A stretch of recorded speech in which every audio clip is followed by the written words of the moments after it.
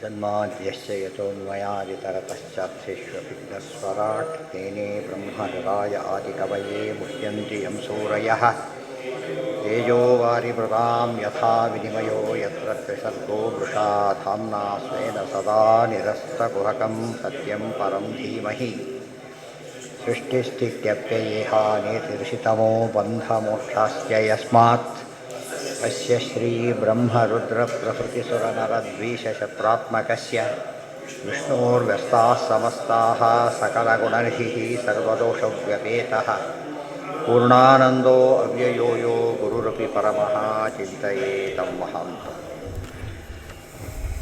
सूत उवाच तृतीयोऽध्यायः जगृहे पौरुषं रूपं भगवान् महदादिभिः सम्भूतं षोडशकलम् आदौ लोकशुश्रूषया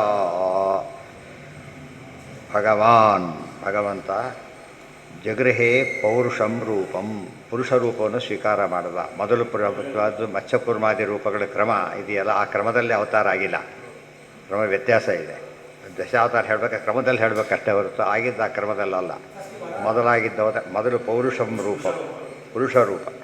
ಭಗವನ್ ಮಹದಾದಿಭಿ ಮಹತ್ತಾದಿಭಿ ಅಂದರೆ ಮಹತ್ತಾದಿ ತತ್ವಗಳ ಮೂಲಕವಾಗಿ ಸಂಭೂತಂ ಷೋಡಶಕಲಂ ಆದೌ ಲೋಕಶುಶ್ರೂಷಯ ಜಗೃಹೇ ಪೌರುಷಂ ರೂಪಂ. ಮುಂದೇನು ಮಾಡಿದ?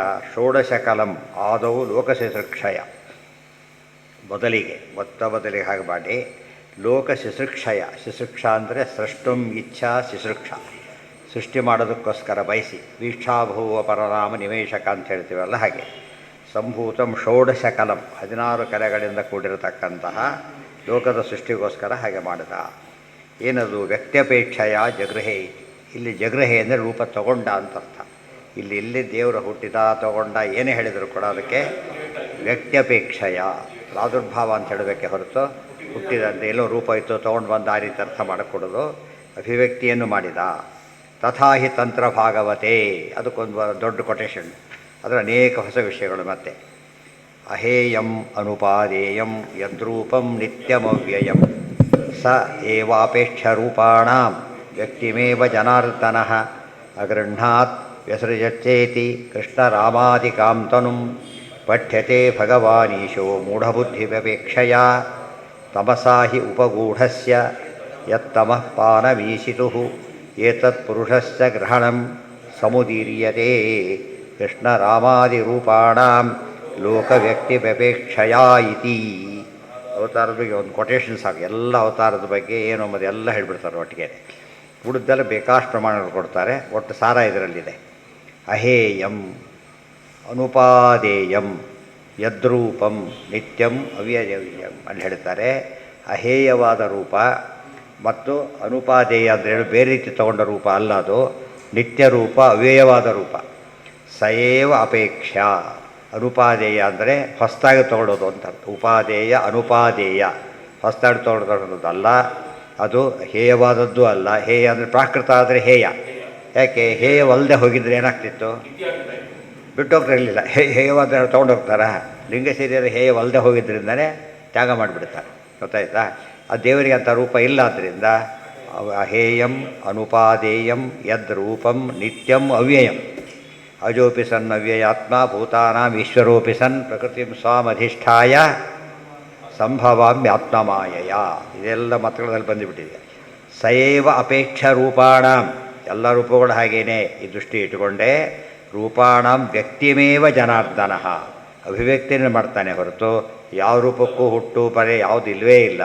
ಕಾಣೋದು ಮರೆಯಾಗೋದು ಅಷ್ಟೇ ಹೊರತು ಏನಿಲ್ಲ. ಅದರಲ್ಲಿ ಹುಟ್ಟೋ ಪ್ರಶ್ನೆ ಇಲ್ಲೇ ಇಲ್ಲ. ಈ ಅಂಗಡಿ ಏನು ಹೌದು ಅಷ್ಟೇ. ಅದು ಸಿನಿಮಾದಲ್ಲಿ ಟ್ರಿಕ್ ಅಷ್ಟೇ. ಅದು ಆ್ಯಕ್ಚುಯಲ್ ಫ್ಯಾಕ್ಟ್ ಇದು. ಅದೇ ಡಿಫರೆನ್ಸ್. ಅದು ಟ್ರಿಕ್ ಬೇರೆ, ಫ್ಯಾಕ್ಟ್ ಬೇರೆ. ಅಗೃಹ್ಣಾತ್ ತಗೊಂಡ ಅಂತಾರೆ. ವ್ಯಸೃಜತ್ ಸೃಷ್ಟಿ ಮಾಡಿದ ಅಂತಾರೆ. ಯಾವುದನ್ನು? ಕೃಷ್ಣ ರಾಮಾದಿಕಾಂ ತನು, ಕೃಷ್ಣ ರೂಪವನ್ನು ಸೃಷ್ಟಿಯಾಯಿತು, ರಾಮರೂಪ ಸೃಷ್ಟಿಯಾಯಿತು ಅಂದರೆ ಅಭಿವ್ಯಕ್ತಿ ಆಯಿತು ಅಂತ ಅರ್ಥ ಹೊರತು ನಿಜವಾಗ್ಲೂ ಸೃಷ್ಟಿಯಾಯಿತು ಅಂತ ಅರ್ಥ ಅಲ್ಲ. ಪಠ್ಯತೆ ಎಲ್ಲಿ? ಶಾಸ್ತ್ರಗಳಲ್ಲಿ. ಯಾತಕ್ಕೆ? ಭಗವಾನ್ ಈಶಃ ಹೀಗೆ ಮಾಡಿದ ಅಂತ ಹೇಳ್ತಾರೆ. ಮೂಢಬುದ್ಧಿ ವ್ಯಪೇಕ್ಷಯ, ಮೂಢಬುದ್ಧಿ ದೃಷ್ಟಿಯಿಂದ ಕಾಡ್ತಾನೆ ಹೊರತು ವಿವೇಕಿಗಳಿಗೆ ಹಾಗೆ ಕಾಣೋದಿಲ್ಲ. ಇಂದ್ರಜಾಲ ಮಹೇಂದ್ರಜಾಲ ಕಾಣೋದು ಯಾರಿಗೆ? ದೃಷ್ಟಿ ಮೂಢಬುದ್ಧಿನೇ ಅದು. ನೋಡೋರಿಗೆಲ್ಲ ಏನು ಗೊತ್ತಾಗಲ್ಲ, ಟ್ರಿಕ್ ಗೊತ್ತಾಗೋದೇ ಇಲ್ಲ. ದೇವ್ರು ಟ್ರಿಕ್ ಮಾಡ್ತಾ ಇಲ್ಲ, ವಸ್ತುಸ್ಥಿತಿ ಆಗಿದೆ. ಇಲ್ಲಿ ಟ್ರಿಕ್ ಗೊತ್ತಾಗ್ತಾ ಇಲ್ಲ, ವಸ್ತುಸ್ಥಿತಿನೇ ಗೊತ್ತಾಗಿದೆ. ಎಷ್ಟು ಡಿಫ್ರೆನ್ಸ್ ಹೊರತು ದೇವ್ರದ್ದು ಆ ಥರ ಟ್ರಿಕ್ ಅಂತ ತಿಳ್ಕೊಬಾರ್ದು. ಇವತ್ತು ಯಾವುದೋ ಪದಾರ್ಥ ತಂದಿರ್ತೀವಿ, ನೋಡಿ ಎಲ್ಲಿ ಒಂದು ಸ್ವಲ್ಪ ಓಪನಿಂಗೇ ಗೊತ್ತಾಗಲ್ಲ. ಇದು ಮಾಡಿ ಹೇಗೆ ಮಾಡಿದ್ರೆ ಅರ್ಥ ಆಗೋದಿಲ್ಲ. ಉಪಯೋಗಿಸೋಕೆ ಬಂದರೆ ನಮಗೆ ಅದ್ರ ಹಿನ್ನೆಲೆ ಗೊತ್ತಿರೋದಿಲ್ಲ. ಅದೇ ರೀತಿಯಲ್ಲಿ ಇಲ್ಲಿ ದೇವರಿಗೆ ದೇವ್ರ ವಿಷಯ ನಮಗೆ ಅರ್ಥ ಆಗೋದಿಲ್ಲ. ಅದನ್ನ ಹೇಳೋದಕ್ಕೆ ಎಲ್ಲ ಭಗವದ್ಗೀತೆ ಮತ್ತೆ ಅವಜಾನಂತಿ ಮಾಂ ಮೂಢಾಃ ಮಾನುಷೀಂ ತರು ಮತ್ತು ಮೂಢಬುದ್ಧಿ ಎಲ್ಲ ಹಾಗೇ ಇದೆ ಪದಗಳು. ಎಲ್ಲ ಪದಗಳಲ್ಲೂ ಕೂಡ ವ್ಯತ್ಯಾಸ ಇಲ್ಲ. ಪಠ್ಯತೆ ಭಗವಾನ್ ಈಶಃ ಮೂಢಬುದ್ಧಿ ವ್ಯಪೇಕ್ಷೆಯ ತಮಸ. ಮೂಢರ ಶಬ್ದಕ್ಕೆ ಎರಡರ್ಥ. ಒಂದು ಸಾಮಾನ್ಯರು, ಲೋ ಲೆವೆಲ್. ಇನ್ನೊಂದು ಮೂಢ ಸ್ವರೂಪದ ಅಯೋಗ್ಯರು. ಅದಕ್ಕೆ ಅಸಮ್ಮೂಢ ಮುಂದೆ ಹೇಳ್ತಾ. ಇದರಲ್ಲಿ ಹೇಗೆ ತಿಳ್ಕೊಬೇಕು? ಅಸಮ್ಮೂಢ. ನಾವು ದೂರದಲ್ಲಿ ಶುಕ್ತಿ ನೋಡಿದ್ವಿ, ರಜತ ಅಂತ ಕಾಣಿಸ್ತೇವೆ, ಅದು ಮೂಢಬುದ್ಧಿ. ಅದು ರಜತ ಕಂಡಿದ್ದು ಮೂಢಬುದ್ಧಿ. ಶುಕ್ತಿ ಸರಿಯಾಗಿ ಕಂಡ್ರೆ ಅದು ಯಥಾರ್ಥ ಬುದ್ಧಿ, ಮೂಢಬುದ್ಧಿ ಅಲ್ಲ. ಮೌಢ್ಯ ಅಂದರೂ ಒಂದೇ, ಭ್ರಮೆ ಅಂದರೂ ಒಂದೇ.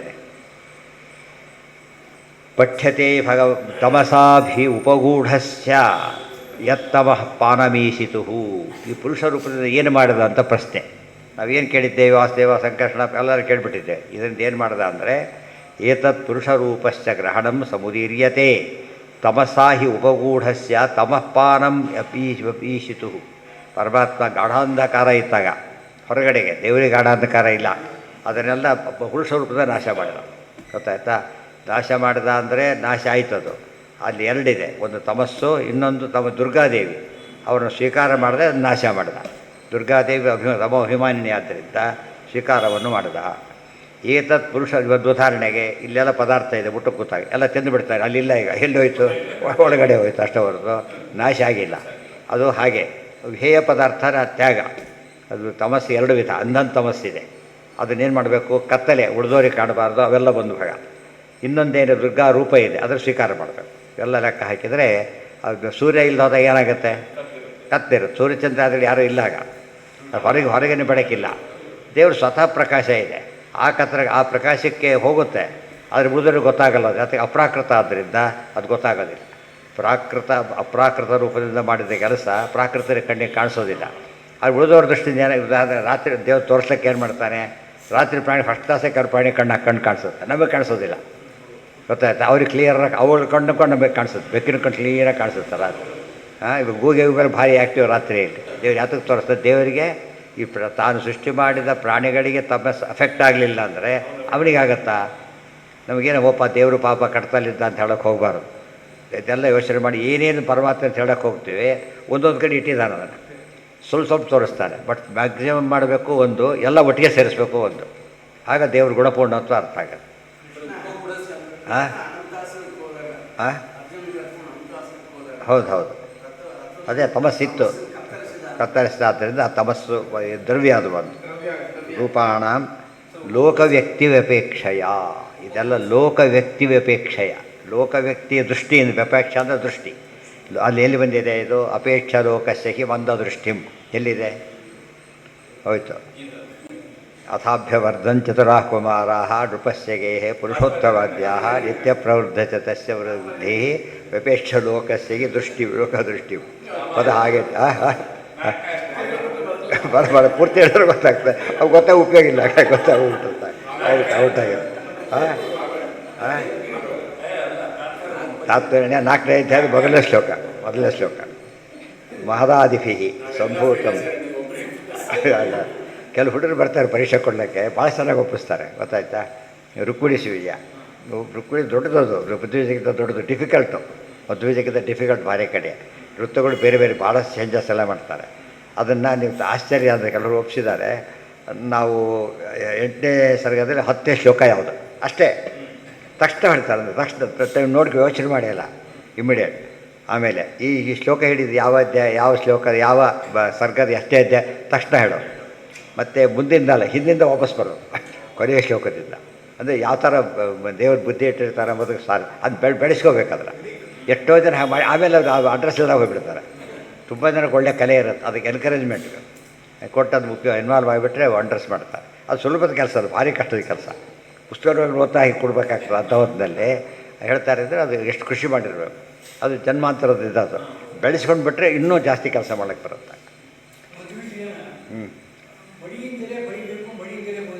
ಹಾಗೆ ಏನು ಅರ್ಥ ಹಾಗಂದರೆ ಬೇಡ. ಅದು ಮಡಿ ಅಂದರೆ ಯಾವ ಮಡಿ ಶುದ್ಧ ಇರಬೇಕು. ಹಾಗಿದ್ರೆ ಓದೋದು ಬಿಟ್ಟೇ ಬಿಡ್ತಾರೆ ಮಡಿ ಮಾಡೋದಿಲ್ಲ. ಅದರಿಂದ ಓದೋದೇ ಕ್ಯಾನ್ಸಲ್. ಎಷ್ಟೋ ಸ್ಥಿತಿ ಆಗಿರೋದು ಹಾಗೇನೆ. ಅದಕ್ಕೆ ಸಾಯಂಕಾಲ ಸಂಧ್ಯೆ ಸ್ನಾನ ಬೇಕಾಗಿಲ್ಲ ಅಂತ ಹೇಳ್ಬಿಟ್ರು. ಶುದ್ಧ ಇದ್ದರೆ ಮತ್ತೆ ಸ್ನಾನ ಮಾಡಿಬಿಟ್ಬಿಡ್ತಿದ್ರು. ಮಧ್ಯಾಹ್ನ ಮನೆಗೆ ಅದು ಬಿಟ್ಟುಬಿಡ್ತಿದ್ರು. ಬೆಳಿಗ್ಗೆ ಲೇಟ ಎಲ್ಲ ಹೋಗಿಬಿಡ್ತಿರ್ತಾರೆ. ಅದಕ್ಕೆ ಅದು ಯಾಕೆ ಮಾಡಿದ್ರು ಅಂದರೆ ಅದನ್ನು ಕೆಲವು ಮಂತ್ರಗಳಿಗೆ ಬೇರೆದಕ್ಕೆ ಎಕ್ಸಾಂಪ್ಷನ್ ಕೊಡಲಿಲ್ಲ, ಅದಕ್ಕೆ ಮಾತ್ರ ಕೊಟ್ಟರು. ಯಾಕೆ ಮೋಸ್ಟ್ ಇಂಪಾರ್ಟೆಂಟ್ ಆದ್ದರಿಂದ ಸಾಮಾನ್ಯ ಮಡಿಗಾದರೂ ಮಾಡಿ ನೀವು, ಉಟ್ಬಟ್ಟಿಲಿ ಮಾಡಬೇಡಿ ಅಷ್ಟೇ. ಇದು ಹಾಗೇನೆ. ಪಾರಾಯಣ ಬೇರೆ, ಅಧ್ಯಯನ ಬೇರೆ, ಜಪ ಬೇರೆ. ಅದನ್ನೇ ಆಗ ನಾವು ಹಸ್ತುವಟ್ಟೆಯಲ್ಲಿ ಇರಬೇಕು. ಅವೆಲ್ಲ ನಿಯಮಗಳು. ಇದಕ್ಕೆಲ್ಲ ಮಡಿ ಇರಬೇಕಿಲ್ಲ ಅಂತಲ್ಲ, ಭಾರಿ ಮಡಿ ಬೇಕಿಲ್ಲ. ಅಯ್ಯೋ ಯಾರು ಹೇಳಿದ್ರಿ ನಿಮಗೆ? ಊಟ ಮಾಡೋದು ಬರೀಬೋದು, ಎಲ್ಲ ಮಾಡ್ಬೋದು. ಅನಧ್ಯಯನ ಬೇರೆ, ಅಧ್ಯಯನ ಬೇರೆ. ಅಧ್ಯಯನಕ್ಕೆ ಇದಿಲ್ಲ. ಹೇಳಿಸ್ಕೊಂಡಾಗ ಇನ್ನೊಬ್ಬರಿಂದ ಅಧ್ಯಯನ ಅದನ್ನು ಮಾಡಾಗಿಲ್ಲ ಎಂದು ಪಾಠ್ಯ ಅಂಥ ದಿವಸಗಳಲ್ಲಿ. ತಾವು ಓದೋದಕ್ಕೆ ಯಾವ ಕಾಲಕ್ಕೂ ಇದಿಲ್ಲ, ಬ್ಯಾನಿಲ್ಲ. ಹಾಂ, ಅವ್ರು ಮಹಾನುಭಾವರು, ಅದರಿಂದ ಎರಡು ಮಡಿನೂ ಮಾಡ್ತಿದ್ರು. ನಾವು ಮಹಾನುಭಾವರು ಅಲ್ಲ, ಆದ್ದರಿಂದ ನಮ್ಮ ಮಡಿನ ಮಾಡಿದ್ರೆ ಸಾಕು. ನಮ್ಮ ಮಡಿ ನಮಗೆ ಬರುತ್ತೆ. ಅದು ಇವತ್ತು ಯಾವುದೋ ಅಷ್ಟೇ, ಎಲ್ಲೋ ಭಾರಿ ಮಡಿಯವರಲ್ಲ, ತೀರ್ಥ ಮಾಡ್ತಾನೆ. ಬೇರೆ ಪಾಪ ಯಾವುದೋ ಕಾರಣಕ್ಕೆ ಮಾಡ್ಲಿಕ್ಕೆ ಬರ್ತಾಯಿಲ್ಲ ಅವನಿಗೆ ಪಾಪ. ಅದು ತೀರ್ಥ ತಾನು ತೊಗೊಂಡು ಕೊಡ್ಬೋದು. ಎಲ್ಲ ಉಳಿದವ್ರಿಗೆ ಕೊಡ್ಬಾರ್ದು, ದೊಡ್ಡವರಿಗೆಲ್ಲ. ಇಲ್ಲ ನೀವು ಅವ್ರು ಮಾಡ್ಕೋತಾರೆ. ಇವರು ಮನೆಯವರಿಗೆಲ್ಲ ಬರುತ್ತದು, ಬೇರೆಯವ್ರಿಗೆ ಕೊಡಬಾರ್ದು. ಆ ರೀತಿ ನಮ್ಮ ಮಡಿಯಲ್ಲೂ ತಾರತಮ್ಯ ಇದೆ. ಅತಿ ಶುದ್ಧ ಮಡಿ ಎಂಬುದು ದೇವ್ರ ಪೂಜೆಗೆ ಅದಕ್ಕೆ ಬೇಕು. ಅದನ್ನೂ ಮಾಡ್ಲಿಕ್ಕೆ ಸಾಧ್ಯ ಇಲ್ಲ. ಅಪಾರ್ಟ್ಮೆಂಟ್ ಅದರಲ್ಲೇ ಮಾಡಬೇಕು. ಆದರೂ ನಿಲ್ಲಿಸ್ಬಾರ್ದು. ಅಡುಗೆ ಮಾಡಿಬಿಟ್ಟು ಮಾಡ್ತಾರೆ, ಅದು ಅಷ್ಟಾದ್ರೂ ಮಾಡಲೇಬೇಕು. ಭಾರಿ ದೊಡ್ಡ ಅದೆಲ್ಲ ಇಟ್ಕೋಬಾರ್ದು. ದೊಡ್ಡ ಸಾಲಿಗ್ರಾಮ ಅದೆಲ್ಲ ಇಟ್ಕೋಬಾರ್ದು. ತಾನು ಪೂಜೆಗೆ ಎಷ್ಟು ಸಾಧ್ಯನೋ ಅಷ್ಟು ಆ ಪೂಜೆ ಮ್ಯಾಚ್ ಆಗೋ ರೀತಿಯಲ್ಲಿ ಏರ್ಪಾಡು ಮಾಡ್ಕೋಬೇಕು. ಪ್ರತಿಮಾ ಪೂಜೆ ಯಾರು ಹೇಳಿದ್ರು ಅಷ್ಟೇ ಸಾರಿ ಇಟ್ಕೋಬೇಕಾಗಿರ್ತೋ. ಸಾಲಿಗ್ರಾಮ ಇರಬಾರ್ದು. ಸಾಲಿಗ್ರಾಮ ಎಂದು ಅಭಿಷೇಕ ಮಾಡದೆ ಇಡಬಾರ್ದು. ಅದಕ್ಕೆ ಎರಡು ವಿಧಿ. ಅದು ನೀರಲ್ಲೇ ಇರೋದು, ನೀರು ಬಿಡಲೇಬೇಕು ದಿವಸ. ಅಕಸ್ಮಾತ್ ಹಾಗೆ ಇಟ್ಟರೆ ಪೂಜೆ ಮಾಡಿ ಹಾಗೆ ಸೀಳ್ಬಿಡುತ್ತೆ. ಇಟ್ಟಲ್ಲಿ ಸಾಲಿಗ್ರಾಮ ಸೀಳೋಗ್ಬಿಡೋದು. ನೀರಲ್ಲೇ ಪ್ರೊಟೆಕ್ಟ್ ಮಾಡಬೇಕು.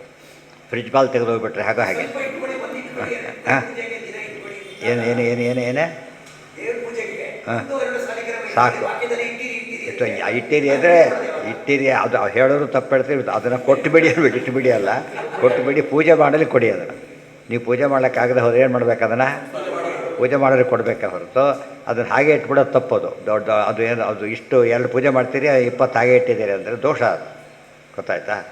ಅದು ಬೇರೆ. ಅದು ಮಾಡಬಾರ್ದು ಹಾಗೆಲ್ಲ. ಎಷ್ಟು ಬೇಕಾದ್ರೂ ಅಷ್ಟೇ ಮಾಡಬೇಕು, ಅಷ್ಟೇ ಹೊರತು ಇದು ಮಾಡೋದಿಲ್ಲ. ಅಡುಗೆ ಮಾಡಿ ಇಟ್ಬಿಡ್ತಾರೆ, ಎಷ್ಟು ಊಟ ಮಾಡ್ತಾರೆ ಅಷ್ಟು ಮಾತ್ರ ಅಡುಗೆ ಮಾಡ್ತಾರೆ ಹೊರತು ಎಲ್ಲ ಒಂದು ಕಡೆ ಇಟ್ಟಿರಿ ಮಾಡಿ ಅಂತ ಹೇಳಿದರೆ ಇಟ್ಟಿದ್ದೆಲ್ಲ ಹೋಗ್ತಾ ಇರುತ್ತೆ. ಅದಕ್ಕೆ ಪೂಜೆ ಇಲ್ಲದವರೆ ಸನ್ನಿಧಾನ ಕಡಿಮೆ ಆಗ್ತಾ ಬರುತ್ತೆ. ಆಮೇಲೆ ಅದು ಅನಿಷ್ಟಕ್ಕೆ ಕಾರಣ ಆಗುತ್ತೆ. ಜೊತೆಗೆ ಅನಿಷ್ಟಕ್ಕೆ ಎಷ್ಟೋ ಜನ ಕೆಲವು ಮನೆ ಹೋದ್ರೆ ಭಾರಿ ಪ್ರಾಬ್ಲಮ್ ಇತ್ತು ಅವ್ರಿಗೆ, ಸಿಕ್ಕಾಬಟ್ಟೆ ಪ್ರಾಬ್ಲಮ್ಮು. ನಿತ್ಯ ಪೂಜೆ ಮಾಡೋರು ಹೋಗಿ ನೋಡಿದರೆ ಎಲ್ಬಿಟ್ರೆ ದೊಡ್ಡ ಇಷ್ಟೊಂದು ಬಟ್ಟೆ ಅದು ತೆಗೆದಿಟ್ಟಿರ್ತಾರೆ ಬೇರೆ ಕಡೆ.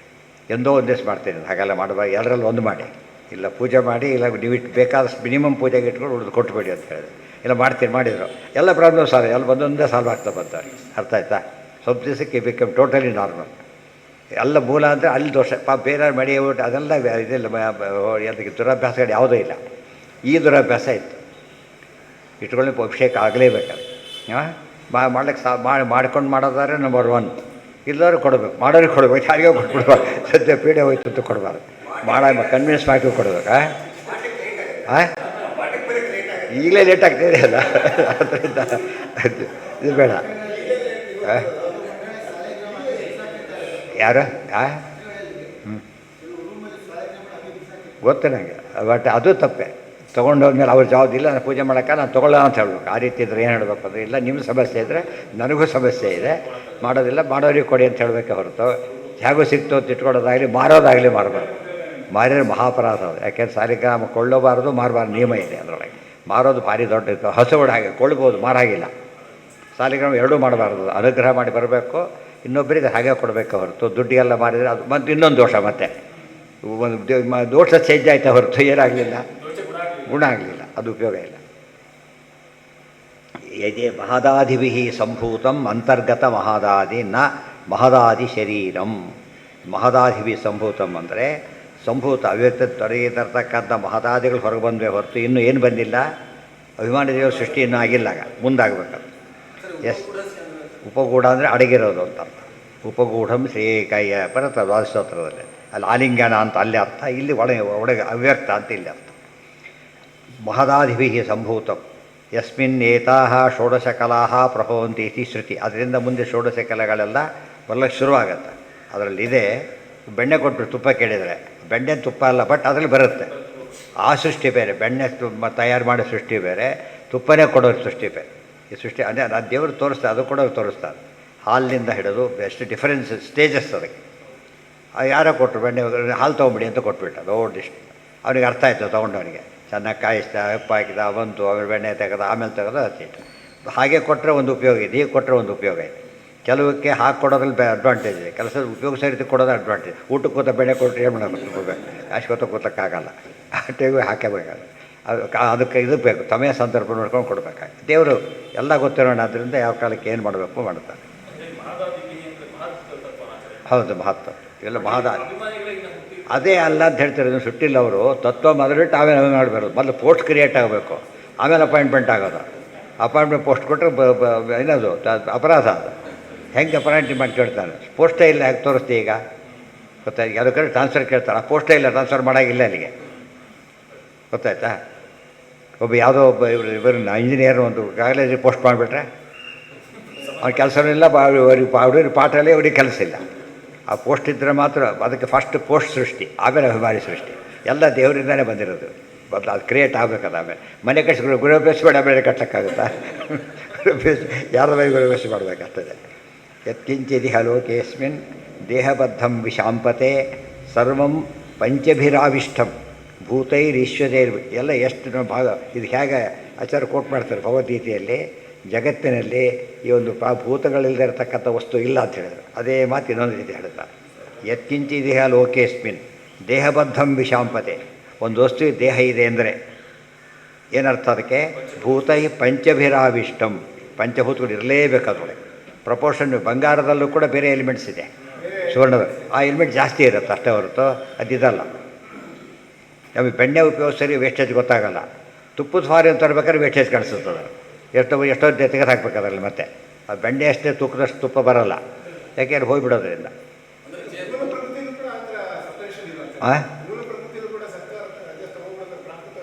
ಹೌದು, ಎಲ್ಲ ಇದೆ, ಬಟ್ ಅದು ತೆಗ್ದಕ್ಕೆ ಬರೋಲ್ಲ. ಓರಲ್ಲಿ ಚಿನ್ನ ಇದೆ ಎಲ್ಲ ಹಾಗೆ. ಓರಲ್ಲಿ ಚಿನ್ನ ಇದ್ದಾಗ ಹೇಗೆ ತೆಗಿತೀರಿ? ದೊಡ್ಡ ಪ್ರೋಸೆಸ್ ಬೇಕು ಅದಕ್ಕೆ. ಸುಮ್ಮನೆ ಹೀಗೆ ತೆಗಿಯಕ್ಕೆ ಬರೋಲ್ಲ. ಖಾಲಿ ಒಂದು ಯಾವುದೋ ಪದಾರ್ಥ ಮಿಕ್ಸ್ ಮಾಡಿ ಕೊಟ್ಟರೆ ತೆಗೆಯೋದು ಬೇರೆ. ಅದು ಓರಲ್ಲಿದ್ದು ತೆಗಿಬೇಕಾದ್ರೆ ಏನೋ ಮೆಲ್ಟಾಗಿ ತುಂಬ ಪ್ರೋಸೆಸ್ ಇದೆ. ಅದು ತಕ್ಷಣ ಅದು ಎಲ್ಲರಿಗೂ ಬರೋದು. ಆ ವ್ಯಕ್ತಿತ್ವ ಹಾಗಿರುತ್ತೆ ಎಲ್ಲ ಕೂಡ. ಎಲ್ಲ ಸಪ್ರೇಟ್ ಮಾಡಬೇಕಾದ್ರೆ ಈ ಡಿಸ್ಟಿಲ್ ಮಾಡಿದ್ರೆ ಸಪ್ರೇಟಾಗಿ ಬರುತ್ತಲ್ಲ, ಆ ಥರ. ಪಂಚಭೂತಗಳಿಲ್ಲದ ಸೃಷ್ಟಿ ಯಾವ 24 ತತ್ವನೂ ಇರಬೇಕು. ಒಂದು ಪ್ರತಿಯೊಂದು ಪದಾರ್ಥದಲ್ಲೂ ಏನಿದೆ ಅದು ಎಷ್ಟು ಸೂಕ್ಷ್ಮ ರೂಪದಲ್ಲಿರುತ್ತೆ ಅಂದರೆ ತೋರಿಸಿದಿಲ್ಲ ಅವನು ವಟಬೀಜದಲ್ಲಿ. ಅವಳು ದೊಡ್ಡ ವಟವೃಕ್ಷ ನೋಡಿ, ಇಲ್ಲಿ ನೋಡಿ ಇಷ್ಟರಲ್ಲೇ ಇದೆ. ಮತ್ತೆ ಅದು ನಮಗೆ ಕಾಣಿಸ್ಬೇಕಾದ್ರೆ ಅಷ್ಟು ಸ್ಟೇಜಲ್ಲಿ ಕಾಣಿಸುತ್ತೆ ಅಷ್ಟೇ. ಅಯ್ಯೋ, 24 ತತ್ವಗಳು ಚೇತನ ಅಲ್ಲ, ಜಡ ಪದಾರ್ಥಗಳು. 24 ತತ್ವಗಳು ಜಡ ಪದಾರ್ಥಗಳೇ. ಅದರಲ್ಲಿ ವಿಷ್ಣು ತತ್ವ ಎರಡೂ ಆಗಿಬಿಟ್ಟಿದೆ. ಜೀವ ಚತ್ವನೂ ಹೌದು, ಇದು ಹೌದು. ಕೆಲವು ಹಾಗಲ್ಲ, ಮಣ್ಣಿದೆ, ಅದು ಪೃಥ್ವಿಯಾದಿಗಳಿಗೆ ತತ್ವಗಳು ಬೇರೆ, ಅಭಿಮಾನ ದೇವತೆಗಳೇ ಬೇರೆ. ವಿಶಾಂಪತೆ ಅಂತ ಪ್ರಜಾಪತೆ ರಾಜ ಅಂತರ್ಥ. ಅಲ್ಲಿ ಯಾರು ಹೇಳ್ತಾರೆ? ಜನಮೇಜಯ ರಾಜನಿಗೆ ವೈಶಂಪ ಅಂತ ಹೇಳಿದ್ರು. ಮೋಕ್ಷ ಧರ್ಮದ ಮಾತುಗಳವೆಲ್ಲ, ಮೋಕ್ಷ ಧರ್ಮೇ. ಆದ್ದರಿಂದ ವಿಶಾಂಪತೆ ಅಂದರೆ ಪ್ರಜೆಗಳ ರಾಜ ನೀನು ಅಂತ ಅರ್ಥ. ಸರ್ವಂ ಪಂಚಭಿರಾವಿಷ್ಟಂ ಭೂತೈ. ಇನ್ನೊಂದು ಸ್ವಾರಸ್ಯನೂ ಇದೆ ಅದಕ್ಕೆ. ಇವರು ಕ್ಷತ್ರಿಯರು ವೈಶ್ಯರಿಗಿಂತ ಶ್ರೇಷ್ಠ. ವೈಶ್ಯರಿಗೆ ವೈಶ್ಯ ಬಂದಿರೋದು ಹಾಗೇನೆ, ಅವರಿಗಿಂತ ಶ್ರೇಷ್ಠ ತಾನೆ. ಇವರು ಕ್ಷತ್ರಿಯ ಪತಿಗಳಾದರೆ ಇವರು ವಿಶಾಪತಿಗಳು. ಮೇಲಿರೋರೆಲ್ಲ ಪತಿಗಳು, ಸೀನಿಯರ್ ಆಫೀಸರ್ಸ್ ಇದ್ದಾಗೆ. ಸರ್ವಂ ಪಂಚಭಿರಾವಿಷ್ಟಂ ಭೂತೈ ಈಶ್ವರ ಬುದ್ಧಿಜೈಹಿ. ಎಲ್ಲಿದ್ದು ಅವೆಲ್ಲ ದೇವ್ರ ಬುದ್ಧಿದ ಗೊತ್ತಿದೆ ಎಲ್ಲೆಲ್ಲಿದೆ ಅಂತೇಳಿ. ಅದನ್ನೆಲ್ಲ ದೇವ್ರು ಮಾಡ್ತಾ ಹೋಗ್ತಾರೆ. ಈ ಸೃಷ್ಟಿ ಎಷ್ಟು ಕಷ್ಟ ಅಂತ ಗೊತ್ತಾಗುತ್ತೆ. ಈಶ್ವರೋ ಹಿ ಜಗತ್ ಸೃಷ್ಟ. ನಮಗೆ ಕೆಲವು ಪದಾರ್ಥ ಇದೆ ಮಿಕ್ಸ್ ಆಗಿದ್ದು ಗೊತ್ತಾಗಲ್ಲ. ಈ ಉಪ್ಪು ಸಕ್ಕರೆ ಎಲ್ಲ ಹಾಕ್ತಾರಲ್ಲ, ಒಂದು ಕ್ಷಣದಲ್ಲಿ ಏನಾಗ್ಬಿಡುತ್ತದ, ಅಷ್ಟರಲ್ಲೂ ಸೇರಿಬಿಡೋದು ಕ್ಷಣದೊಳಗೆ. ಅಂದ್ಬಿಟ್ರೆ ಸಾಕು ಹೋಗಿಬಿಡೋದು. ಇದು ಗ್ಲೂಕೋಸ್ ಇದ್ದು ಭಾರಿ ಫಾಸ್ಟಾಗಿ ಸೇರುತ್ತೆ. ಕೆಲವು ನಿಧಾನ ನೆನೆ ಇಡಬೇಕು, ಅದು ಎಷ್ಟು 3 ದಿವಸಕ್ಕೆ ನೆನೆಯುತ್ತೆ ಕೆಲವೆಲ್ಲ. ಅದರಲ್ಲೇ ವೆರೈಟಿಗಳು. ಕೆಲವು ಸೃಷ್ಟಿಗಳು ಹಾಗೆ, ಕೆಲವು ಸೃಷ್ಟಿಗಳು ಹೀಗೆ. ಅದೆಲ್ಲ ಗೊತ್ತಿದ್ದಾರೆ ಸೃಷ್ಟಿಕರ್ತ ಆಗೋದು. ಭೋಜನಕರ್ತ ಬೇರೆ, ಅಡುಗೆ ಮಾಡೋನು ಬೇರೆ. ಭೋಜನ ಮಾಡೋಕ್ಕೆ ಬರುತ್ತೆ ಹೊರತು ಅಡುಗೆ ಮಾಡೋಕ್ಕೆ ಏನು ಗೊತ್ತು. ಹುಟ್ಟು ಗಡವೆ ಅವೆಲ್ಲ ರೇಗ್ಲಕ್ಕೆ ಬರುತ್ತೆ. ಅದು ಮಾಡೋದು ಬೇರೆ ಆಲ್ಟದು. ಅದು ಅಡುಗೆ ದೊಡ್ಡದಾಗ್ತಾ ಹೋದಂತೆ ಯಾರು ಬೇಕಾಗುತ್ತೆ ಅಲ್ಲಿಗೆ? ಭಾರಿ ಆಕ್ಸಿಡೆಂಟ್ ಬೇಕಾಗುತ್ತೆ. ದೊಡ್ಡದಾಗ್ತಾವೆ. ಸೃಷ್ಟಿ ಹೋದು ಭಾರಿ ದೊಡ್ಡದು. ಅದು ಅದರಿಂದ ಯಾರು ಬೇಕು ಅದಕ್ಕೆ? ಸರ್ವಜ್ಞ, ಬೇರೆಯವರಿಗೆಲ್ಲ ಸಾಧ್ಯ ಇಲ್ಲ. ಅದು ಚಿಕ್ಕ ಅಡುಗೆ ಮಾಡೋರು ಬೇರೆ, ದೊಡ್ಡ ಅಡುಗೆ ಮಾಡೋರು. ಚಿಕ್ಕ ಅಡುಗೆ ಅಂತೇಳಿ ಬಡಿ ಚಿಕ್ಕ ಅಡುಗೆ ಇದಲ್ಲ. ಚಿಕ್ಕ ಚಿಕ್ಕ ಅಡುಗೆ ಮನೆ ಪುಟ್ಟಿ ಅಡುಗೆ ಮಾಡ್ಕೊಳಕ್ಕೆ ಬರುತ್ತೆ. ಅವ್ರಿಗೆ ಇದಕ್ಕೆಲ್ಲ ಮಾಡ್ಲಿಕ್ಕೆ ಮಾಸಲ್ಲಿ ಮಾಡ್ಲಿಕ್ಕೆ ಬರೋದಿಲ್ಲ ಅವ್ರಿಗೆ. ಒಬ್ಬರಿಂದ ಅಡುಗೆ ಮಾಡೋ ಅಭ್ಯಾಸ ಇದ್ರೆ ಇಬ್ಬರು ಬಂದರೂ ಪರೀತ ಆಗುತ್ತೆ. ಯಾಕಂದರೆ ಎಲ್ಲರೂ ಸ್ವಚ್ಛ ಕಡಿಮೆ ಆಗಬೇಕಲ್ಲ, ಕೆಟ್ಟೋಗ್ಬಿಡುತ್ತಲ್ಲ. ಅದು ಪ್ರಾಕ್ಟಿ ಅಡ್ಜಸ್ಟ್ ಆಗಿಬಿಡುತ್ತಲ್ಲ ಅವ್ರಿಗೆ. ಕೆಲವು ತುಂಬ ಅಡುಗೆ ಮಾಡಿದ್ರೆ ಚಿಕ್ಕ ಅಡುಗೆ ಮಾಡೋಕ್ಕೆ ಬರೋಲ್ಲ ಅವರಿಗೆ. ಅವ್ರು ಕಳಿಸಿಬಿಟ್ಟು ಬಾಡಿಗೆ ಇದು ಕೈ ತೋಚೋದೇ ಇಲ್ಲ ಅವ್ರಿಗೆ. ಕೆಡಿಸಿ ಹಾಳು ಮಾಡಿಬಿಟ್ರೆ ಕ್ವಾಲಿಟಿ ಕೆಡಿಸಿಬಿಡ್ತಾರೆ. ಅದಕ್ಕೆ ಅಭ್ಯಾಸ ಆಗಿಬಿಟ್ಟಿರುತ್ತಲ್ಲ. ಇದು ಎಲ್ಲೂ ಕಡಿಮೆ ತೊಗೋಬೇಕಂತ ಗೊತ್ತಾಗಲ್ಲ. ಎಲ್ಲ ಇರೋರು ಇರ್ತಾರೆ, ಭಾಳ ರೇರ್ ಅದು. ಈಶ್ವರೋ ಜಗತ್ಸ್ರಷ್ಟ ಪ್ರಭುರ್ ನಾರಾಯಣೋ ವಿರಾಟ್ ಭೂತಾಂತರಾತ್ಮ ವಿಜ್ಞೇಯ. ಮತ್ತು ಪರಮಾತ್ಮಂದು ಏನು ವಿಶೇಷ? ಹೊರಗಿಂದ ತೊಗೊಂಡ ಏನು ಮಾಡಿ ಒಳಗೂ ಇದ್ದಾನೆ, ಅದು ಸಾರಸ್ಯ. ಅಂತರ್ಯಾಮಿಯಾಗಿ ಅಂತಃ ಪ್ರವೇಶನೂ ಮಾಡ್ತಾರೆ, ಒಳಗಿದ್ದು ಮಾಡಿಸ್ತಾರೆ. ಪ್ರತಿ ಸ್ಟೇಜಲ್ಲೂ ಮಾಡಿಸ್ತಾರೆ. ಇದು ದೇವರ ಕರ್ತೃತ್ವ ಊಹೆ ಮಾಡೋಕ್ಕೂ ಬರೋದಿಲ್ಲ. ಕುಂಬಾರನ ಕರ್ತೃತ್ವ ಹೇಳ್ಬೋದು ನಾವು. ಇಷ್ಟು ಈ ಸ್ಟೇಜಲ್ಲಿ ಮಾಡ್ತಾನೆ, ಇಷ್ಟು ಮಾಡ್ತಾನೆ ಅಂತೇಳಿ ನಮ್ಮ ಮಾಡಕ್ಕೆ ಬರದೆ ಹೋದರೂ ಕೂಡ ಸ್ವಲ್ಪ ಹೇಳ್ಬೋದು ನಾವು ಅದನ್ನು. ಇದನ್ನು ಏನೇನೂ ಅರ್ಥ ಆಗಲ್ಲ. ಪರಮಾತ್ಮ ಸೃಷ್ಟಿ ಎಷ್ಟು ಅಂತ ಕೇಳಿದರೆ ಅವನೇ ಮಾಡ್ಬೋದು ಆ ಸೃಷ್ಟಿ ಹೊರತು ಬೇರೆ ಅಲ್ಲ. ಜಗತ್ಸ್ರಷ್ಟ ಪ್ರಭುರ್ ನಾರಾಯಣೋ ವಿರಾಟ್ ಭೂತಾಂತರಾತ್ಮ ವಿಜ್ಞೇಯ ಸಗುಣೋ ನಿರ್ಗುಣೋಪಿ ಚ. ಈಶ್ವರೋ ಹಿ ಜಗತ್ಸ್ರಷ್ಟ ಪ್ರಭು ನಾರಾಯಣ. ಅವನಿಗೆ ಯಾರು ಸಹಾಯ ಮಾಡ್ತಾರೆ? ವಿರಾಟ್. ನನಗೆ ಯಾರೂ ಬೇಕಿಲ್ಲ, ತಾನೇ ರಾಟ್ ಅಂತ ಗೊತ್ತಿಲ್ಲ ಅಂದರೆ ವಿರಾಟ್, ವಿಲಕ್ಷಣ ರಾಟ್. ವಿರಾಟ್ ಅಂತ ಚಕ್ರವರ್ತಿ ಇದ್ದಾನೆ, ಅವ್ನು ರೆಡಿ ಮಾಡೋಕ್ಕೆ ಬರುತ್ತೆ. ಅವ್ರಿಗೆ ಅದು ಬರಬೇಕಾಗಿಲ್ಲ. ಇವತ್ತು ಡಿಫೆನ್ಸ್ ಮಿನಿಸ್ಟ್ರಿಗೆ ಯುದ್ಧ ಮಾಡೋಕ್ಕೆ ಬರಬೇಕಾಗಿಲ್ಲ, ಶೂಟ್ ಮಾಡೋಕ್ಕೂ ಬರೋದಿಲ್ಲ. ಹಾಗಿರ್ಬೋದು. ಇಲ್ಲಿ ಕಾಲ ಇರೋದು ಹಾಗೇನೆ ಅರ್ಥ. ಮೆಡಿಕಲ್ ಡಿಪಾರ್ಟ್ಮೆಂಟ್ ಯಾರೋ ಇರ್ತಾರೆ, ಅವರಿಗೆ ಮ್ಯಾನೇಜ್ ಮಾಡ್ತಾರೆ ಹೊರತು ಅವ್ರಿಗೆ ವಿಷಯ ಗೊತ್ತಿರಬೇಕಾಗಿಲ್ಲ. ಆ ದೃಷ್ಟಿ ದೇವ್ರು ಹಾಗಲ್ಲ, ವಿರಾಟ್ ವಿಲಕ್ಷಣ ರಾಟ್. ಆದ್ದರಿಂದ ಎಲ್ಲ ಕೊಡೋದು. ಗರುಡನ ಸ್ವಾಮಿ ಅನೇಕ ಅರ್ಥ ಅಲ್ಲಿ ಮಾಡೋದು. ಮತ್ತು ಅದೆಲ್ಲ ಹೇಳ್ತಾ ಕೂತು ಮುಂದಕ್ಕೆ ಹೋಗೋದೇ ಇಲ್ಲ. ಆದ್ದರಿಂದ ಅವರೆಲ್ಲ ಅಷ್ಟು ಅರ್ಥ ಇಟ್ಕೊಂಡೇ ಮಾಡ್ತಾರೋ. ಅದೆಲ್ಲ ತಿಳ್ಕೊಂಡು ನಮ್ಗೆ ಎಷ್ಟು ಕೆಲಸ ಇದೆ ಗೊತ್ತಾಗ ಓದೋರಿಗೆ. ಕೇಳಿದ್ದಷ್ಟು ಕೆಲಸ ಮುಗಿಲಿಲ್ಲ, ನೋಡ್ತಾ ಹೋಗಿ ಎಂಡೇ ಇಲ್ಲ, ಅದಕ್ಕೆ ಆ ಥರ ಬರ್ತಾ ಇರುತ್ತೆ. ಆಗ ನಮಗೆ ಅಯ್ಯೋ ಪಿವತ ಭಾಗವತ ರಸಮಾಲಯಂ ಅಂತಾರಲ್ಲ, ಈಗ ಅರ್ಥ ಆಗುತ್ತೆ. ರಸಮಾಲಯಂ ಅಂತೇಳಿ ಅರ್ಥ ಆಯ್ತಾ? ಅದು ಅಷ್ಟು ಓದೋದು ಮೆಟೀರಿಯಲ್ ಏನು ಅರ್ಥ ಅದರೊಳಗೆ ಎಲ್ಲರೂ ಇರ್ತಿರಲಿಲ್ಲ. ನಾವು ಹೇಗಾಗಿದ್ದೇನೆ ಡ್ರಾಫ್ಟನ್ನು ಹೋಗಿ ತರೋದು ಗೊತ್ತಿದೆ ನಮಗೆ. ಅದೇ ನೀವು ₹1,00,000 ಕಾಯಿನ್ಸ್ ಕೊಟ್ಟರೆ ಎಷ್ಟೊತ್ತು ಬೇಕು ಎಣಿಸ್ಬೇಕಾದ್ರೆ? ಇಷ್ಟೆಲ್ಲ ಬಡವ ಚಚ್ಚಕ್ಕೆ ಬತ್ತಿ ಎಡಿಸ್ತಾ ಕೂತ್ರೆ ಕಳಿಸ್ತಾನೆ ಇರಬೇಕಾಗುತ್ತೆ. ಪರ್ಫೆಕ್ಟ್ ಎಡಿಸ್ಬೇಕಾದ್ರೆ ನಿಮಗೆ ಸುಲಭ ಅಲ್ಲ ಅದು. ₹10-20 ಬಂದು ಹೆಚ್ಚು ಕಡಿಮೆ ಆಗಿಬಿಟ್ಟಿರುತ್ತೆ. ಅದೆಲ್ಲ ಕಷ್ಟ. ಬಟ್ ಡ್ರಾಫ್ಟಲ್ಲಿ ಆ ಥರ ಆಗೋದಿಲ್ಲ. ಡೀಟೇಲ್ಸ್ ಗೊತ್ತಾಗಲ್ಲ. ಮೆಟೀರಿಯಲ್ ವ್ಯಾಲ್ಯೂ ಇಲ್ಲ ಅದಕ್ಕೆ, ಬಟ್ ಎನ್ಕೇಶ್ ಆದ ವ್ಯಾಲ್ಯೂ ಬರುತ್ತೆ. ದೇವ್ರದ್ದು ಹಾಗಲ್ಲ. ಯಾವ ಸ್ಟೇಜಲ್ಲಿ ಏನು ಬೇಕಾದರೂ ಮಾಡಬಲ್ಲ. ನಮಗೆ ಎಕ್ಸ್ಪ್ಲೇನ್ ಮಾಡ್ತಾ ಇರ್ತೀವಿ, ಅರ್ಥ ಆಗುತ್ತಾ? ಎಕ್ಸ್ಪ್ಲೇನ್ ಮಾಡಿದ ಅರ್ಥನೂ ಆಗ ಕೆಲಸ ತುಂಬ ಅದೆಲ್ಲ ಅರ್ಥ ಆಗಲ್ಲ, ಸುಮ್ಮನೆ ಮಾಡಿಬಿಡಿ ಅಂತ ಹೇಳ್ತಾ ಕೂತ್ಕೊಂಡ್ಬಿಟ್ರೆ ಏನು ಮಾಡ್ತಾರೆ? ನಮ್ಗೆ ಅರ್ಥ ಆಗಲ್ಲ, ಬೇಡ ಅಂತಲೇ ಹೇಳ್ಬಿಡ್ತಾರೆ. ಅದಕ್ಕೆ ಅದು ಎಷ್ಟು ತಲೆ ಕೆಳಗಾರೋ ಅರ್ಥ ಆಗಲಿಕ್ಕೆ ಬರೋದಿಲ್ಲ. ಅರ್ಥ ಆದಷ್ಟು ಬಿಡಬಾರ್ದು. ಎಷ್ಟು ಅರ್ಥ ಆಗ ಅಷ್ಟು ತಿಳ್ಕೊಬಿಟ್ಟು ಮುಂದೆದೆಲ್ಲ ಸೂಕ್ಷ್ಮ ಪೂರ್ತಿ ಗೊತ್ತಿದೆ ಅಂತ ಹೇಳೋದಕ್ಕೆ ಯಾರಿಗೂ ಸಾಧ್ಯ ಇಲ್ಲ. ಗೊತ್ತಾಯ್ತಾ? ಭಾಗವತ ಗ್ರಂಥನೇ ಬರೀ ಗ್ರಂಥನೇ, ಬೇರೆ ಸೃಷ್ಟಿ ಅವೆಲ್ಲ ಬೇಕಿಲ್ಲ. ಅದ್ರ ಸಮಗ್ರ ಪ್ರತಿ ಅಕ್ಷರ ಪ್ರತಿಪದ ಹೇಳ್ತೀವತ್ತೆ ಸಾಧ್ಯನೇ ಇಲ್ಲ ಅದು. ಯಾಕೆ?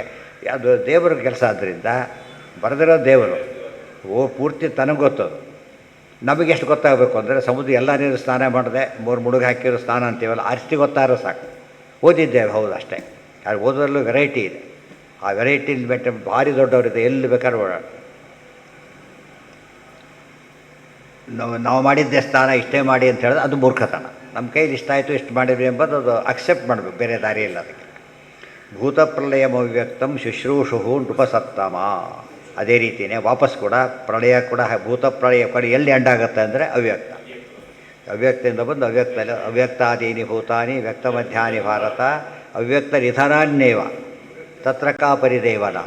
ಆ ಶ್ಲೋಕಕ್ಕೆ ಅನೇಕ ಅರ್ಥ ಏನು ಮಾಡ್ತಾರೆ ಗೊತ್ತಾ ಆಧುನಿಕರೆಲ್ಲ? ಅವ್ಯಕ್ತಾದೀನಿ ಭೂತಾನಿ, ಪ್ರಾಣಿ ಎಲ್ಲಿ ಬಂದಿವೋ ಗೊತ್ತಿಲ್ಲ. ವ್ಯಕ್ತ ಮಧ್ಯಾನಿ ಭಾರತ, ಮಧ್ಯ ಮತ್ತೆ ಕಾಣಿಸ್ತದೆ. ಅವ್ಯಕ್ತ ನಿಧನ ಎಲ್ಲಿ ಹೋಗ್ತೋ ಗೊತ್ತಿಲ್ಲ. ಇದನ್ನು ಶಾಸ್ತ್ರ ಅಂತ ಕರೆಯೋದಿಲ್ಲ. ಗೊತ್ತಿಲ್ಲ ಅನ್ನೋದು ಅದು ಸೈನ್ಸ್ ಹೇಳ್ಬೋದು ಆ ಮಾತನ್ನು. ಫಿಲಾಸಫಿ ಹೇಳಿದ್ರೆ ಫಿಲಾಸಫಿ ಆಗೋದಿಲ್ಲ. ಡಾಕ್ಟ್ರಿಗೆ ಗೊತ್ತಿಲ್ಲ, ಡಾಕ್ಟ್ರ್ ಯಾಕೆ ಆಗ್ತಾನೋ ಅವ್ನು ಹೇಳಬೇಕಲ್ಲ. ಅದು ಹೇಳ್ತಾ ಅವ್ಯಕ್ತದಿಂದ ಬಂದಿವೆ. ಅವ್ಯಕ್ತ ನಮ್ಮ ಪ್ರಕಾರ ಗೊತ್ತಿಲ್ಲ ಅಂತಾಯ್ತು. ಅವ್ಯಕ್ತ ತತ್ವದಿಂದ ಬಂದಿದೆ ಅಂತ ಮಾಡಬೇಕು. ಇನ್ನೂ ತೊಗೊಂಡ್ರಾಗ ತದವ್ಯಕ್ತ ಮಾಹಿ, ದೇವರಿಂದ ಬಂದಿದೆ. ಜನ್ಮಾದ್ಯಸ್ಯತಃ 2 ಸ್ಟೇಜ್, ಇಂಪಾರ್ಟೆಂಟ್ ಸ್ಟೇಜ್ ಇದೆ. ಆ ಸ್ಟೇಜ್ ಬಿಟ್ಟು ಅನುವಾದ ಮಾಡ್ತಾರೆ ಎಲ್ಲ. ಅಂಗಡಿಯಲ್ಲಿ ಸಿಗೋ ಅನುವಾದಗಳೆಲ್ಲ ಆ ಥರ ಇರುತ್ತೆ. ಅನುವಾದಗಳು ಕೆಲವು ಮತನ್ನು ಆಧರಿಸಿರೋ ಅನುವಾದ, ಕೆಲವು ತಮ್ಮದೇ ತೋಚಿದ ಅನುವಾದ, ಕೆಲವರು ಅದು ಸಿಂಪಲ್ ಉತ್ತರ ಅಂದರೆ ಗೊತ್ತಿಲ್ಲ ಅಂತ ಹೇಳೋದು. ಬರೀತಿ ಯಾಕೆ ಅಂತ ಪ್ರಶ್ನೆ ಬರುತ್ತೆ. ಗೊತ್ತಿಲ್ಲದ ಮೇಲೆ ಬರಿಬೇಕಾತಕ್ಕೆ ಅದಕ್ಕೆ, ಹೌದಲ್ಲ? ಅದು ಉತ್ತರ ಕೊಡೋದಕ್ಕೆ ನೀವು ಗೊತ್ತಿಲ್ಲ ಅಂತ ಅರ್ಥ ಮಾಡಿಬಿಟ್ರೆ ನಿಮಗೆ ಗೊತ್ತಿಲ್ಲ, ಸರಿ. ದೇವ್ರಿಗೆ ಗೊತ್ತಿಲ್ಲ ಅಂದರೆ ಏನರ್ಥ ಅದಕ್ಕೆ? ನೀವು ದೇವ್ರ ಜೊತೆಲಿ ಮಾತಾಡ್ತಿರೋದೆ, ಕೃಷ್ಣ ಮಾತಾಡ್ತಿರೋದನ್ನು ನನಗೆ ಗೊತ್ತಿಲ್ಲ ಅಂತ ಕೃಷ್ಣ ಹೇಳಿಬಿಟ್ರೆ ನನಗೆ ಗೊತ್ತಿಲ್ಲದಿಲ್ಲ ಅಂದರೆ ಮುಂದೆ ಹೇಳ್ತಾನಲ್ಲ. ನನಗೆಲ್ಲ ಗೊತ್ತಿದೆ ಅಂತ ಹೇಳ್ತಾನಲ್ಲ, ಅದರಿಂದ ಅರ್ಥ ಮಾಡಬಾರ್ದು. ಇವರು ಅದೆಲ್ಲ ಒಪ್ಪಲ್ಲ ಅಂದ್ಬಿಡ್ತಾರೆ, ಅದೆಲ್ಲ ಒಪ್ಪಲ್ಲ, ಟೂ ಮಚ್ ಅಂದ್ಬಿಡ್ತಾರೆ, ಅದು ಟೂ ಬ್ಯಾಡ್ ಅಂತ ಹೇಳಬೇಕಷ್ಟೇ. ಅದೇ ಹೇಳ್ತಿರೋದು, ಅದೆಲ್ಲ ಅರ್ಥ ಮಾಡಬೇಕಲ್ಲಿ ಅಯ್ಯತ್ತಾದೇನಿ ಬಂದಾಗ. ನಿನ್ನ ಕೈಲಿ ಯಾಕೆ ತಲೆ ಕೆಡಿಸ್ಕೊತ್ತೆ ಅಂತ ಹೇಳ್ತಿರೋದು ಅರ್ಜುನಿಗೆ. ನಿನ್ನ ಕೈಲಿ ಏನಿಲ್ಲ ಇದು ಯಾವುದು ಕೂಡ ಅಲ್ಲಿರೋದು. ಅರ್ಥ ಆಯ್ತಾ? ಕೆಲವರು ಪೋಲಲ್ಲಿ ಹೋಗಿದ್ರೆ ನಾವು ರಿಪೇರಿ ಮಾಡ್ಲಿಕ್ಕೆ ಹೋಗಬಾರ್ದನ, ವ್ಯವಸ್ಥೆ ಬೇರೆ ಇದೆ ಅದಕ್ಕೆ.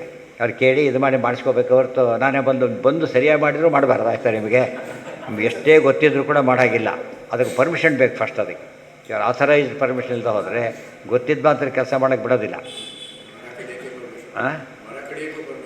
ಎಲ್ಲದಕ್ಕೂ ಅಲ್ಲ, ನೀವು ಮಾಡಬಲ್ಲ ಕೆಲಸ ಅದು ಹೊರಗಿಂದ ಬೇರೆ. ನಿಮ್ಮ ಮನೆಯಲ್ಲೇ ಒಳ್ಳೆ ಬರ ಇದ್ದರೆ ಕಡ್ಲಿಕ್ಕೆ ಬರಲ್ಲ, ಹಾಗೆಲ್ಲ. ಅದು ಲೋಕೋಪಕಾರಕ ಮಗ ಆಗಿದ್ದರೆ ಕಡ್ಲಿಕ್ಕೆ ಬರೋಲ್ಲ. ವೇಸ್ಟೇಜ್ ನೀವು ತೀರ ಮಾಡಿ ತೆಗಿಬೇಕು ಅಷ್ಟೇ ಹೊರತು ಯಾವುದೇ ದೊಡ್ಡದಾರ ಕೇಳ್ತಾರೆ, ಚಿಕ್ಕದನ್ನು ಕೇಳೋ ರೇಟ್ ನಮಗಿಲ್ಲ, ತೃಣಗಳಿಗೂ ಬೆಲೆ ಇದೆ, ಅದೆಲ್ಲ ಮಾಡೋಕ್ಕಾಗಲ್ಲ ಅಂದರೆ ಬಿಟ್ಟುಬಿಡ್ತಾರೆ ಅಷ್ಟೇ. ಇರುವೆನ್ಕೊಂಡ್ರೂ ಮಲ್ಡ್ರೇ ಅದು, ದೇವ್ರ ದೃಷ್ಟಿಯಲ್ಲಿ ಮಲ್ಡ್ರೇ ಅದು, ಸರ್ಕಾರ ದೃಷ್ಟಿಯಲ್ಲಿ ಮಾಡಿರೋಲ್ಲ. ಯಾಕೆ ಈ ಮಾಡ್ರೆ ಸಾಲ ಮಾಡಲಿಕ್ಕೆ ಅವ್ರಿಗೆ ಆಗ್ತಾಯಿಲ್ಲ, ಆ ಮಾಡ್ರೆ ಮಾಡ್ಲಿಕ್ಕೆ ಹೋದರೆ ಗೋವಿಂದ ಅದು ಎಲ್ಲಿ ಮಾಡ್ರೆ ಆಗಿಬಿಡ್ತದೆ ಅಷ್ಟೇ. ಅದು ಇವೆಲ್ಲ ಯಾಕೆ ಹೇಳ್ತಾ ಇರೋದು ಅಂದರೆ ಲಿಮಿಟೇಷನ್ನಲ್ಲಿ ನಾವಿರೋದೆಲ್ಲ ಕೂಡ. ದೇವ್ರ ಬಗ್ಗೆ ಮಾತಾಡಬೇಕಾದ್ರೆ ಲಿಮಿಟೇಷನ್ ಸೆನ್ಸಲ್ಲಿ ಮಾತಾಡಬಾರ್ದು. ಅದನ್ನು ಆ ರೀತಿ ಮಾಡಿ ಕೆಡಿಸಿಬಿಡ್ತಾರೆ. ಗೊತ್ತಾಯ್ತಾ? ನತಸ್ಯ ಪ್ರಾಕೃತ ನಾಸೀದಹೋ, ಅಲ್ಲಿಗೇನು ಇಷ್ಟೆಲ್ಲ ಹೇಳಿಬಿಟ್ಟು ಇತಿ ಮೋಕ್ಷ ಧರ್ಮೇ, ಇಲ್ಲಿ ನೃಪಸತ್ತಮ ವಿಷಾಂಪತೆ ಎರಡೂ ಒಂದೇ ಅರ್ಥ. ನಾಸೀದಹೋ